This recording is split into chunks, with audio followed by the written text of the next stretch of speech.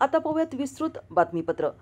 गोपीचंद पडळकर यांनी जयंत पाटील यांच्यावर खालच्या पातळीवर जात टीका केल्याने आज इस्लामपूर आणि आष्टा शहरात कडकडीत बंद पाळण्यात आला आहे। शरद पवार यांच्या राष्ट्रवादीकडून तसेच सर्व इस्लामपूर वासियांनी या बंदची हाक दिली आहे।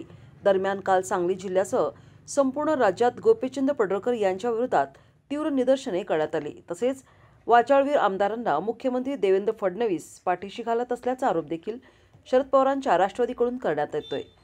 गोपीचंद पडळकर यांच्या वक्तव्याचा निषेध करण्यासाठी आणि स्वर्गीय राजाराम बापू पाटील यांच्या पुतळ्यासमोर नतमस्तक होण्यासाठी राज्यभरातील शरद पवारांच्या राष्ट्रवादीचे सर्व मोठे नेते सोमवारी सांगलीत येणार आहेत। असे असले तरी गोपीचंद पडळकर यांच्या वक्तव्याचा सांगलीत 3 दिवसांपासून पडसाद उमटत असून आज इस्लामपूर आणि आष्टा शहरात मात्र कडकडीत बंद पाळण्यात आलाय। यावेळी सर्व दुकाने बंद ठेवून व्यवहार देखील बंद ठेवण्यात आलेले आहेत।